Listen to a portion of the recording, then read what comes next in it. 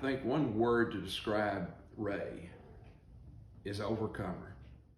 I struggle for the sun, it's my destiny. I'ma give y'all my all in the rest of me. I've been broken for so damn long, now here's the rest of me. Wrinkle no, don't tee up just like a referee. Can't give y'all my sauce, yeah, no, not my recipe. Y'all playing really fast, ain't no checking me. Every day another black nigga in the CSBB. I'm a black teenager, of course they gonna label me. Yeah, see I struggle before the sun, this my destiny. Yeah, this is my destiny. Look, Ashton, that's my twin. Yeah, my brother, yeah, he favor me. And I know if I call my little nigga taking face with me, he was in that struggle locked up in that. What she liked in book smart, she made up for in determination and hard work. I've seen a lot of talented students, like I said, who weren't willing to put in the work, either to do well in college, to do well in the athletics, because things were so easy for them. But for Raynisha, things didn't come easy. And I talked to Raynisha about what she can start doing now to leave a name behind for her, besides just being a great athlete, besides, you know, being a great basketball player. And she asked me, she said, what can I do to help others? And I talked to her about there are so many students in the same situation she was that have a dream, but they don't know what to do next. And I talked to Raynisha about sharing her story, and I think this documentary will do that. But to come up with her testimony of, it didn't come easy for her, to be willing to share that, because you don't know what you say now that might help someone else down the road. And we talked about taking, you know, if possible, taking some way to motivate those students who might have a athletic background, but they're missing out maybe on the scholarships because they don't know how to do it. But to be able to help those students, to give them a leg up, to give them a boost, to be an encourager, because that's where I see Raynisha's future, is to be an encourager, because I believe God puts things in your life to build you up so you can use them to help somebody else. And I think that's, Raynisha went through everything she went through so God can use her to be an encourager to someone else. So I think she has, her future's just beginning. It may end on the court someday, but it's been 12 years ago since I got to hand her diploma, and I was so thrilled to get to do that. But she's got such a future ahead of her. The basketball will lead to other things. I can see her coaching, I can see her being a motivational speaker. She can be anything she wants to be, because she was a little girl with a dream that went further than just a dream. She made a plan of how to make that dream happen. After LSUA, I decided to just go pro. I called Coach Bobby, I said, I'm just done. I just want to go pro. Coach Bobby said, okay, Ray. Again, he never questioned me. He always believed in me. He was there. Coach Bobby reached out to Coach Tracy. That's how I met Tracy York. Coach Bobby told me I need a passport. I said, Coach Bobby, what's a passport? You know, I don't know what a passport is. So I Googled it. He was like, and I Googled it, and he said, oh, I gotta go, you know, to the post office and, you know, do all this. I said, okay. And then it was like almost $160. Okay, I was in college then. I was a broke college student. Let's be real. Broke college student. And so I had to sell my Jordans. I had to sell all my clothes. I had to sell my name brand belts. I had like all the type of fashion you can, you know, I had to sell them. Because like my focus is bigger than, you know, than all this. So I sold all my jewelry, all my shoes, all my clothes, just to get my passport. So once I did that, Tracy York was still like, oh, I would think about it. This was in 2016. When she was emailing about coming out to play in what's now called the NBL 1 Women's League here in South Australia. and I said no a few times to Ray because at that point we'd already had our imports in place. And so I went to a pro combine in Dallas, Texas. Really, that was okay. I just think that you just waste some money sometimes. But I ain't pay for it, so I went, and again, my father was there in my life again, and I appreciate him for taking me. And so that experience was pretty good. So anyway, I didn't get nothing from it, didn't get no offers. It was blah, blah, blah. So then I left, went back home. Worked. I worked at Domino's. I worked at Domino's Pizza, 2016. And by 2017, I was like, I need to go to school. I want to go back to school. Just get out of here again. You know, growing up in my hometown, it's not the place to live. As a young girl, as a young boy, it's not the place. It's not the place because it's too much negative, and you see drugs, you see people on drugs, you see all this type of violence. It's not normal, you know. And I said to myself, I need to leave this environment. I need to go. I left to school in Colorado. I went back to Colorado, Denver. I went to Denver this time. And I can't remember the school name. I think it was Johnson in Denver. I know it was in Denver. But I went to school there in January, and it was doing great. I was loving it. I was just a regular student, wasn't thinking about basketball. I think I just gave up on basketball by then. I don't know. But by April, Tracy texted me. I said to Ray yes. So after that, we recruited her for the 2017 season. And that was it. That was it. That was 2017, April. That was it. And I've asked her, girl, how in the world do you even maneuver around an airport? Because that's a skill we don't teach in school. And for this little girl from Silsbee, Texas, to be able to find her way, she said she had to Google to find out what a passport was. And that she needed a passport in order to do all this, you know. But she did it. She did it. And there was nobody holding her hand saying, come on, Raynisha, I'll do this for you. She did it. And that's what makes me so proud of her. She could have given up at any time, come home and probably found a job doing something, but it wasn't her dream. That wasn't what she wanted.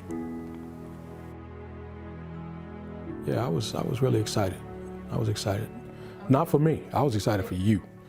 Because, you know, you got an opportunity to do something.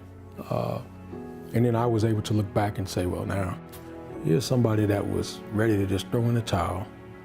And then she turned it around and went and did this. So, yeah, I was excited for you. It just made me so proud of that kid because I knew everything that she was able to do. And she finally reached those goals. And then that led from there for her being able to move on and go play overseas. And, you know, when I follow her on Facebook and keep up with her, and I just see how well she does. And I know that the obstacles that she's had to overcome in her life and in her career, all the people that have told her that she can't do it. And one by one, she proves people wrong over and over again. And to see the woman that she's become makes me proud to have had the opportunity to coach someone as great as she is. Raynisha is a great example for others to follow. She's a role model now for younger kids, and she works hard. She's built her body up. She's strong, she's confident, and she's become a very good basketball player. And Raynisha will always be special to me because she is the true example of an overcomer. And I am super proud to have been her coach. And now we sit here talking about everything she's achieved. So from the bottom of my heart, sis, I am proud of you.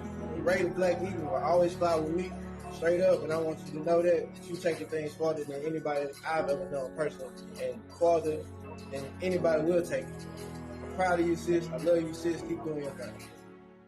I put my all in this shit. It be hard not to quit. We were broke, ain't had no money, now we ballin' in this bitch. If he going with his mood, then we gon' spark it in this bitch. Get retarded in this bitch and go to war with any nigga. We like automatics, I got 30 in this clip. I been screaming free my brother cause I'm wishing he was here. Don't nobody understand and don't nobody keep it real.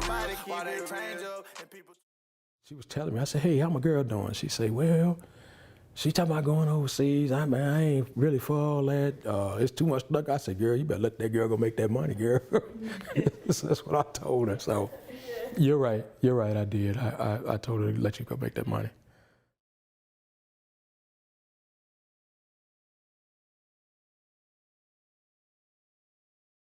Okay, once Ray got here, and then living arrangements on and off the floor. So once we got those settled for Ray, and we also had another import, Alex, who was a beautiful person and took Ray under her wing. But thank God I had another Texan. Her name was Alex Green. She was from Dallas, Texas, and that what made me, you know, feel so much welcome, you know, because we had each other. She's great to coach because coachability is huge for myself, and she started to understand what we needed from her. Because of her determination and passion to get better, she would always work on her game. She would do anything that I asked of her. I'm a very much defensive coach, so she knew that she would do that. And offensively, she really started to understand the game that we played here in Australia, and she excelled in both areas. The team did very well. Ray was also in a team of very talented basketballers around her, and we made, I think we ended up coming first actually, minor round premiers based on the last game that we played against Eastern Mavericks, and then we made the first semi-final. If you win that, you go through to the grand final. We actually lost that against North Adelaide by a few points. We had to readjust, and then we had to play Norwood for the prelim final the following week. Against Norwood, I got hit in the elbow twice in my head. So I still played. I still kept playing. This was a game to, you know, get number one, be number one, you know, for the championship. And so we was battling. You know, these girls were trying to knock you out. And so they popped me in my head twice. So I kept playing. Tracy was like, you all right? Tracy looked down at me like, you okay? You ready to go? I knew I wasn't okay. But I couldn't let her down, or I couldn't let myself down, or I couldn't let the team down. So that night, I felt that concussion. My host parents, you know, my host family took great care of me, gave me a massage, but I had a bad headache. And then the next day we had practice, and when the light shined on my head, I couldn't practice. So Tracy called my host family, took me home, they took me to the doctor. The doctor said that I need to be out for 2 to 6 weeks. And I said, no, my championship game is next week. And that limited her ability to train the following week, and also to play that many minutes in the grand final. We added an extra training in the week leading up to the grand final so that we could train at the arena where we were going to play the grand final on the Saturday night. And we thought we'd also make it a bit of fun, so we said we had to wear something colourful to training. I found my old, well, I wouldn't call it, it wasn't that old, but a Canterbury ski jacket, and it was very bright in colours, fluoro colours, so I wore that to training. I said, Tracy, let me have that jacket. She said, you win me the championship, you can have it. I said, bet, you know. I'm the goat in the smoke. I'm the goat in the smoke. These niggas don't want no smoke. These niggas don't want no smoke. Go get some money, you broke. Go get some money, you broke. I'm the goat in the smoke. I'm the goat in the smoke. I'm the goat in the smoke. I'm the goat in the smoke. She did not want me to play, but I was like, come on, Tracy, just get me in the game. You know, it didn't go well. I didn't play the best game. I probably played the first 3 minutes, and I was out.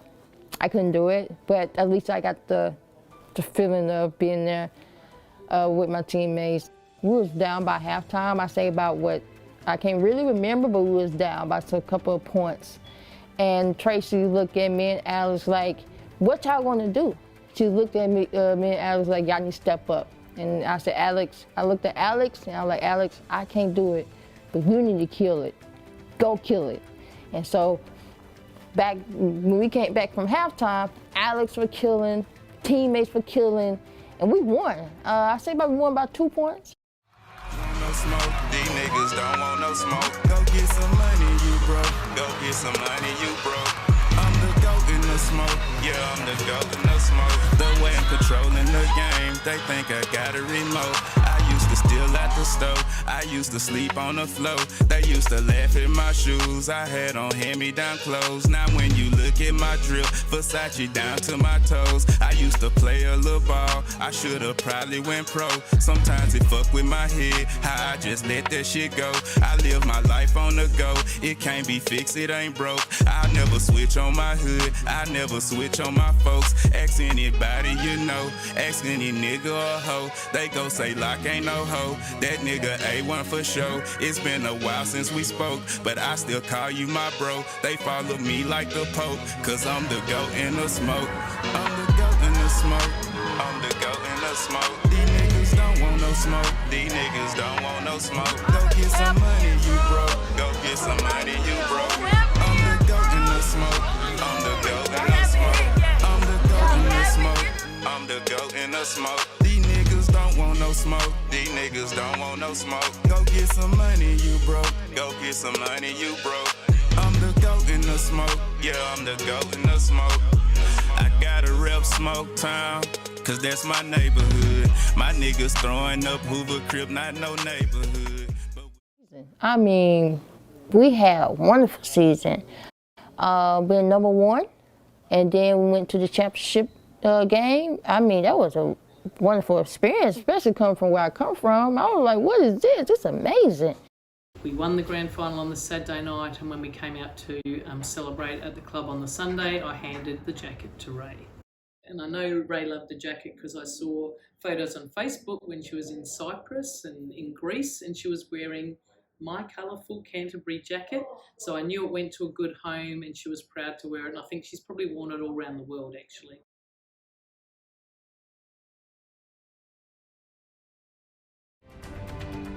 Really cool. I mean, the environment, the beach was nice. I was living on the beach. It was really a wonderful experience just to go to Europe and experience that. And I was always at the beach. And they had my setup really cool. I really felt like I was, you know, getting my career started into playing professional basketball at that time. I wasn't, before game days, you know, I would get in my zone. You know, of course, I always repping Texas, and that's my home state. But everything was cool. Everything was going well at the beginning. We're playing basketball, scoring over 30 points. They couldn't stop me. You know, that's why we're feeling the moment. And then I met another girl. She was from America as well. We just clicked. And I also met a good friend from there. She was from New York.